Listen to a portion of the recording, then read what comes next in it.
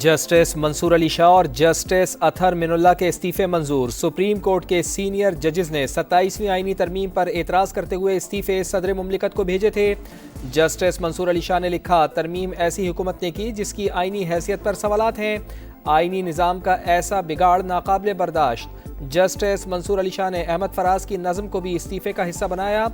Justice اطہر من اللہ نے لکھا، جس آئین کے دفاع کا حلف اٹھایا تھا وہ اب باقی نہیں رہا، موجودہ حالات میں بطور جج اپنے حلف کی پاسداری ممکن نہیں۔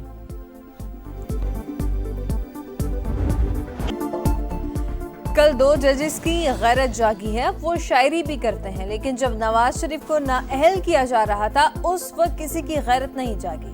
نواز شریف کو ہٹانے میں عدلیہ نے حصہ لیا۔ خواجہ آصف کا قومی اسمبلی میں دھواں دار خطاب، کہا ملکی تاریخ میں عدلیہ کا سیاہ اور بھیانک کردار رہا، پاکستان تحریک انصاف پر بھی کڑی تنقید، بولے ان کو فیصلہ کرنا ہوگا کہ دہشت گردی کے ساتھ کھڑے ہیں یا پاکستان کے۔ تقررین کے دوران شدید نعرے بازی۔ پشاور ہائی کورٹ کا بڑا حکم، خیبر پختونخوا حکومت کو سیاسی سرگرمیوں میں سرکاری وسائل کے استعمال سے روک دیا۔ عدالت کا 4 صفحات پر مشتمل تحریری فیصلہ جاری، واضح کیا کہ سرکاری وسائل صرف عوامی خدمت کے لیے ہے، کسی بھی سیاسی سرگرمی کے لیے نہیں۔ سرکاری عملے کو بھی تنبیہ، احکامات کی خلاف ورزی کی صورت میں قانونی کارروائی ہوگی۔ سرکاری مشینری اور وسائل کا استعمال ضابطۂ اخلاق کے خلاف ورزی قرار، کہا آرٹیکل 25 کے تحت سرکاری وسائل کسی ایک گروپ یا جماعت کے نہیں ہوتے۔ عدالت نے جلسوں اور لانگ مارچ میں سیاسی وسائل کے استعمال پر پابندی عائد کرتے ہوئے درخواست نمٹا دی۔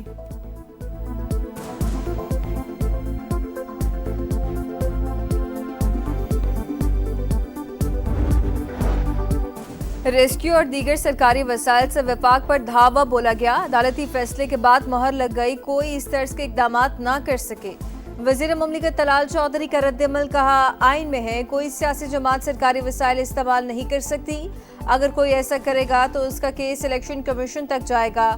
گورنر کے پی بولے جلسے جلوس اپنے وسائل پر کریں، سرکاری وسائل کے نقصان کا ازالہ بھی کیا جائے۔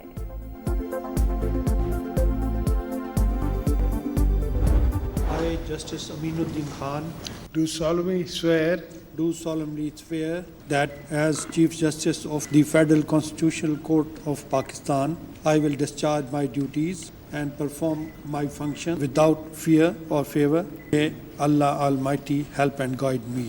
Ameen. Congratulations. Justice Aminuddin Khan وفاقی آئینی عدالت کے پہلے چیف جسٹس بن گئے۔ صدر مملکت آصف علی زرداری نے حلف لیا۔ تقریب حلف برداری میں وزیر اعظم میاں شہباز شریف، فیلڈ مارشل سید عاصم منیر اور مسلح افواج کے سربراہان کی شرکت۔ جسٹس حسن اظہر رضوی، جسٹس عامر فاروق اور جسٹس باقر نجفی بھی آئینی عدالت کا حصہ بن گئے۔ آئینی عدالت کے chief justice Aminuddin Khan نے حلف لیا۔ اسلام آباد ہائی کورٹ کے 5 ججز نے آئینی عدالت کے ججز کی حلف برداری تقریب میں شرکت نہ کی۔ پشاور ہائی کورٹ سے ارشد حسین، جسٹس کریم خان آغا اور جسٹس روزی خان بھی آئینی عدالت کا حصہ ہوں گے۔ جسٹس مسرت ہلالی کی آئینی عدالت کی جج بننے سے معذرت، انکار صحت کے مسائل کی وجہ سے کیا۔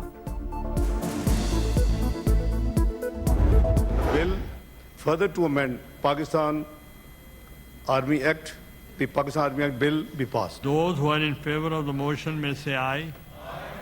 Those against the motion may say no. I think the ayes have it. The ayes have it. The motion is adopted and the bill stands fast. Senate اجلاس میں ہم قانون سازی، پاکستان آرمی ترمیمی بل 2025 کثرت رائے سے منظور۔ بل نائب وزیر اعظم اسحاق ڈار نے پیش کیا۔ اپوزیشن کا شور شرابہ، کامران مرتضیٰ کی بل کمیٹی میں بھجوانے کی تجویز رد۔ بل کے تحت army chief of defence forces بھی ہوں گے، عہدے کی مدت 5 سال مقرر۔ Chairman joint chief of staff committee کا عہدہ 27 نومبر سے ختم۔ ایوان نے ایئر فورس اور نیوی ایکٹ میں ترامیم بھی منظور کر لی۔ وزیر اعظم کو commander of national strategic command کی تقرری کا اختیار حاصل۔ قواعد و ضوابط اور شرائط کا تعین بھی وزیر اعظم کریں گے۔ کمانڈر نیشنل اسٹریٹجک کمانڈ کی تعیناتی، دوبارہ تقرری یا توسیع کو کسی عدالت میں چیلنج نہیں کیا جا سکے گا۔ Supreme Court practice and procedure ترمیمی بل بھی منظور۔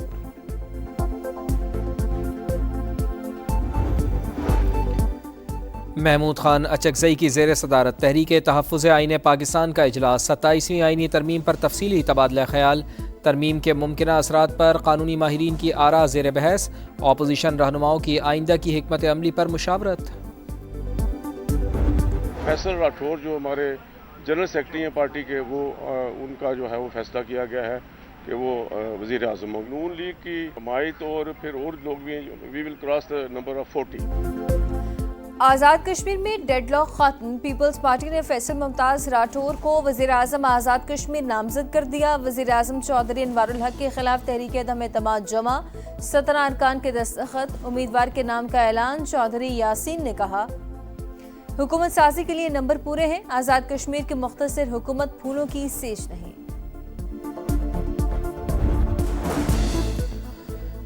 پی ٹی آئی رہنما جنید اکبر کی حکومت کو پھر مذاکرات کی پیشکش، حکومت سنجیدہ ہے تو وزیر اعلیٰ کے پی کو ساتھ لا کر بیٹھنے کو تیار ہیں۔ سما سے گفتگو میں کہا ذاتی طور پر کردار ادا کرنے کو تیار ہوں، اگر آپ روزانہ ایف آئی آر درج اور وارنٹ نکالیں گے تو حالات کیسے بہتر ہوں گے۔ 26 نومبر کو اسلام آباد آنے کے حوالے سے ابھی کوئی حتمی فیصلہ نہیں ہوا، مرکزی قیادت نے فیصلہ کیا تو اس پر عمل کیا جائے گا، امن جرگے کے فیصلے پر عمل درآمد کے لیے فالو اپ کمیٹی بنائیں گے۔ وزیر اعلیٰ خیبر پختونخوا سہیل آفریدی کی زیر صدارت کابینہ کا پہلا اجلاس، حکومت کی پالیسی گائیڈ لائنز وضع، ریڈیو پاکستان پر 9 مئی حملے کی تحقیقات کے لیے انکوائری کمیشن کا اعلان۔ کہا کمیشن تمام شواہد جمع کر کے رپورٹ کابینہ کو پیش کرے گا، حکومتی فنڈز پر کسی کو بھی ذاتی تشہیر کی اجازت نہیں ہوگی۔ عام جرگے میں شریک تمام جماعتوں سے اظہار تشکر، کہا سیاسی اختلافات اپنی جگہ لیکن امن ہم سب کا مشترکہ ہدف۔ بلوچستان اسمبلی میں کم عمری کی شادیوں کے حوالے سے بل منظور، اپوزیشن کی اجلاس میں ہنگامہ آرائی، کاپیاں پھاڑ دیں۔ کم عمری کی شادیوں کے حوالے سے شریعت کورٹ کا فیصلہ موجود ہے، وزیر اعلیٰ بلوچستان کا خطاب، کہا یہ پیپلز پارٹی کے منشور کا بھی حصہ ہے۔ اپوزیشن لیڈر نے کہا بہتر ہوتا بل کو اسلامی نظریاتی کونسل بھجوایا جاتا۔ سپریم کورٹ کا فل کورٹ اجلاس، کمیٹی سفارشات پر سپریم کورٹ رولز کو اپ ڈیٹ کر دیا گیا۔ منیر پراچا کو متفقہ طور پر سینئر ایڈوکیٹ سپریم کورٹ کا درجہ دے دیا گیا۔ 3 ججز نے فل کورٹ اجلاس کے لیے خط لکھا تھا۔ اسلام آباد کچہری دھماکے میں بڑی پیش رفت، خودکش بمبار کا معاون دہشت گرد اور سہولت کار گرفتار، فتنۃ الخوارج کے دہشت گرد سیل کے 3 ارکان بھی زیر حراست، ہینڈلر ساجد اللہ اور شینا کا اعتراف، بتایا فتنۃ الخوارج کے دہشت گرد سعید الرحمان عرف داد اللہ نے ٹیلی گرام ایپ کے ذریعے رابطہ کر کے خودکش حملے کی ہدایت کی، بمبار عثمان عرف قاری کی تصاویر بھیجیں، تعلق افغانستان سے تھا، ساجد اللہ نے پشاور سے خودکش جیکٹ حاصل کیا اور اسے اسلام آباد پہنچایا، دہشت گرد کو بھی ٹھہرایا۔ دہشت گردوں کی پشپناہی کرنے والوں کے لیے کوئی نرم گوشہ نہیں ہونا چاہیے، کسی دہشت گرد گروپ سے مذاکرات نہیں ہوں گے، پاکستان کا اعلان۔ ترجمان دفتر خارجہ کہتے ہیں افغان رجیم کے دوران دہشت گردی میں اضافہ ہوا، پاکستان نے ہر ممکن تحمل کا مظاہرہ کیا، افغان رجیم کی باتیں کھوکھلے دعووں کے سوا کچھ نہیں، اپنی سرزمین پاکستان کے خلاف دہشت گردی کے لیے استعمال نہ ہونے دے۔ اردن کے شاہ عبداللہ دوئم کے کل دورہ پاکستان کی بھی تصدیق، کہا شاہ عبداللہ وزیر اعظم شہباز شریف کی دعوت پر پاکستان آ رہے ہیں، دونوں ممالک کے تعلقات مزید بہتر ہوں گے۔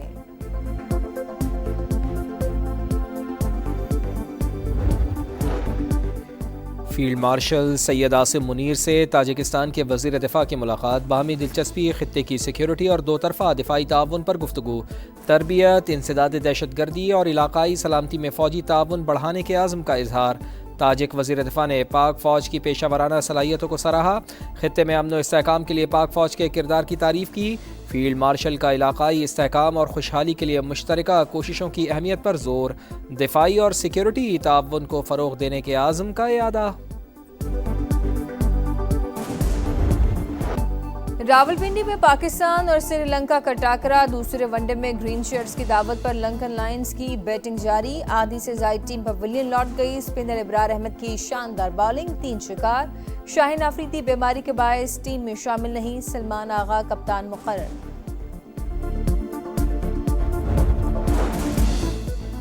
جاپان اور چین میں کشیدگی عروج پر، بیجنگ کی ٹوکیو کو سخت وارننگ، چین کی ریڈ لائن کو جو بھی عبور کرے گا نقصان اٹھائے گا، تائیوان کے معاملے میں مداخلت کی جاپان کو بدترین شکست ہوگی۔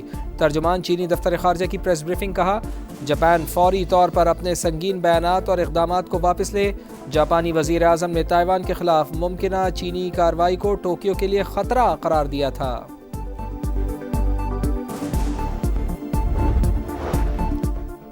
امریکہ کی غزہ امن پلان سلامتی کونسل میں پیش کرنے کی تیاریاں، روس نے متبادل فارمولہ پیش کر دیا، تنازع کے حل کے لیے متوازن، قابل قبول اور متحدہ نقطہ نظر اپنانے کا مشورہ۔